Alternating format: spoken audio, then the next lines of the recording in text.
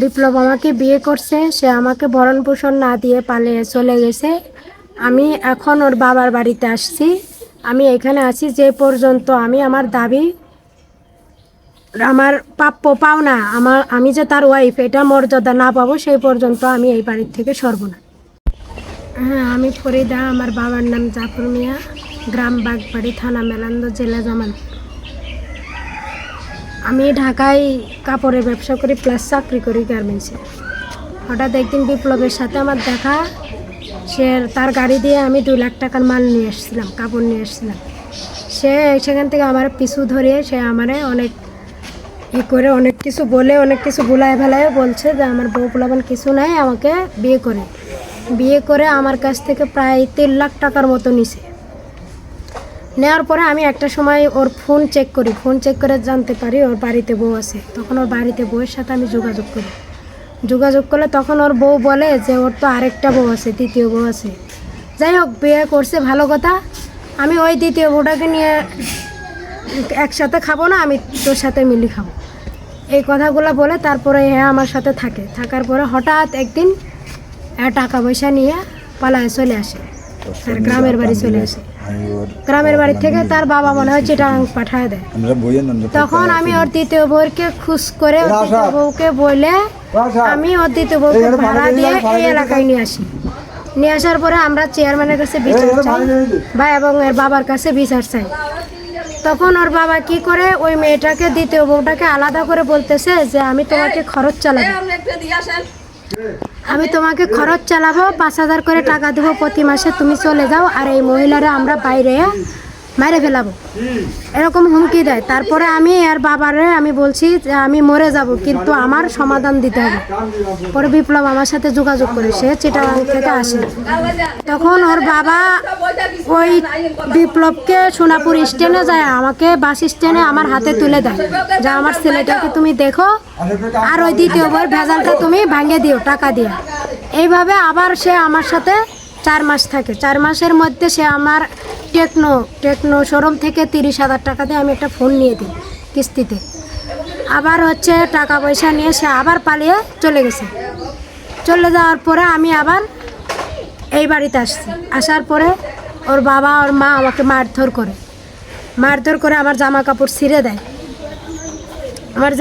ছিঁড়ে দেয় এবং এলাকায় আমি অনেক গণ্যমান্য ব্যক্তিদের কাছে গেছি, কেউ আমাকে বিচার দেয় না। তখন আমি মামুন ভাইয়ের কাছে যাই।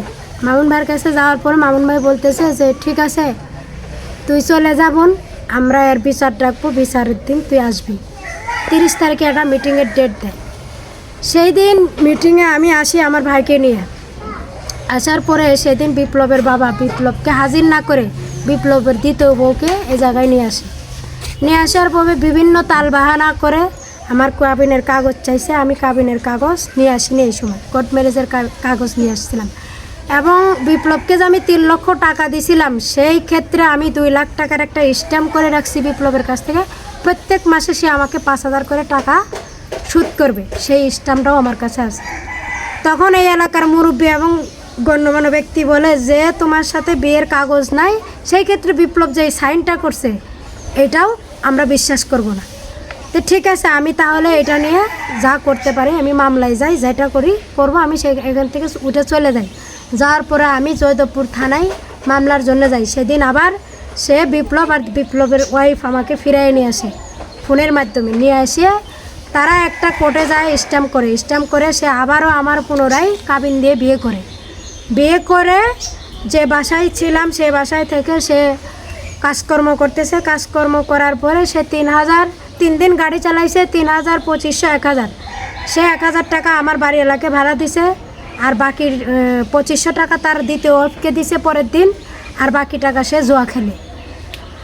আর এরপরে সে আমাকে টাকার জন্য আবার চাপ দেয়। তার ফোনে লক হয়ে গেছে, ফোন যে কিস্তি দিতে পারে নাই, ফোনে লক হয়ে গেছে। সে আমার কাছে আবার টাকার জন্য চাপ দেয়, আমি টাকা দেইনি। না দিলে গত পরশু দিন সে আবার আমার ঘরের চাবি ছিল তার কাছে, সে আমার ঘরের থেকে টাকা পয়সা নিয়ে কাবিনের কাগজ নিয়ে সহ ফোন টোন বন্ধ করে সে আবার পালাইছে। সমস্ত কিছুই তার বাবার সাথে লিঙ্ক করে যোগাযোগ করেই সব কিছু করছে এগুলা করে। এবং আমার বিশৃঙ্খলা ছবি, আমার পোশাক ছাড়া ছবি এবং পোশাক বিশৃঙ্খলা পোশাক, যেটা রাইতের ড্রেস ছিল না, সেই পোশাকের ছবিগুলা এবং আমার খারাপ ভিডিও, স্বামী স্ত্রীর ভিতরে যা হয় এগুলা ভিডিও তার কাছে ছিল। সেই ভিডিওগুলো আমার চাচার কাছে পাঠাইছে এবং আমার এলাকায় পাঠাইছে, আমার বাপ চাচার কাছে পাঠাইছে এবং বলছে টিকটকে ভাইরাল করব, এর আইডির থেকে বলে দিছে এবং তার ভাইকে দেখাইছে, এলাকার গণ্যমান্য মানুষকে দেখাইছি আমি। তারপর সে এগুলা করে পালাইছে। এখন আমার যখন ইজ্জত নিয়ে সে সিনেমিনি খেলতেছে, সেই ক্ষেত্রে আমি এই ইজ্জত, আমার মান সম্মান কিছু রাখে নাই। আমার চাচা আমাকে প্রত্যেক মাসে 5,000 করে টাকা খরচ দিত। যখন এই ভিডিওগুলো সে বিপ্লব পাঠায়, তখন থেকে আর আমার চাচা, আমার বাড়ির লোকজন যোগাযোগ করে না। আর এই ভিডিওগুলো আমি, ওর সাথে বিয়ে হয়েছে, আমার বাবা মাকেও আমি জানাইছিলাম না, সমস্ত কিছুই সেই জানাইয়া এখন সে আমাকে নিয়ে সংসার করবে না, বিভিন্ন তাল বাহানা। সে আমার কাছে 2 লাখ টাকা দিয়ে আবারও পুনরায় গাড়ি কিনে চায়। তার ভাড়া গাড়ি চালায়, পোষায় না। তার ওয়াইফ, দ্বিতীয় বউ এবং তার বাবা সহ, এর বাবা আর দ্বিতীয় বউ কথা বলে ওই দ্বিতীয় বউ বলে যে ভাড়া গাড়ি চালায়, সংসার চালাইতে পারবো না, 2টা তোমার কাছে টাকা আছে, তুমি 2 লাখ টাকা দিয়ে গাড়ি কিনে দাও। আমি গাড়ি কিনে দিতে রাজি হইনি, যার জন্য আমার টাকা পয়সা নিয়ে পলাইছে। বাড়িওয়ালার ভাড়াও দেয় নাই। আমি ওই বাসায় সুইসাইড করতে চাইছিলাম, কিন্তু আমি ওই বাসায় সুইসাইড করি নাই এই কারণে যে সেই বাসার মালিক আমার এই সুইসাইডের জন্য দায়ী না, কারণ তার কোনো রক্তের সম্পর্ক বিপ্লব না। তো তারা আমি কেন বিপদে ফেলাবো? এর সাথে লিঙ্ক হচ্ছে তার বাবা, তার ভাই, তার মা, তার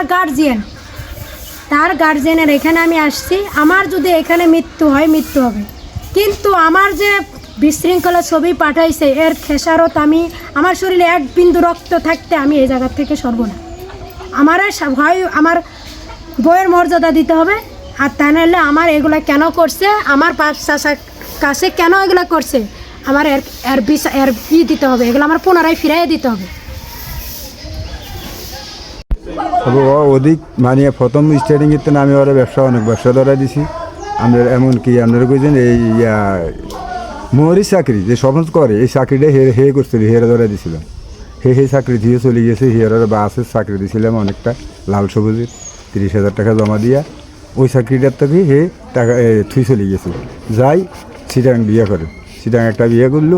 বিয়ে করবার হরে দিই কিছুদিন হরে খবর এলাম যে সেই সিটাং বিয়ে করলো। প্রথম বউ তো আমার বাড়িতে আছে। পরে আবার বছর আনিক হরে, বছর 2 হরে আবার শুনি যে কক্সবাজার একটা বিয়ে করছে। উনি কক্সবাজার বিয়ে করছে, বিয়ে করি সেখানে ধরেন না 2টা ছেলে হেগারও রয়েছে।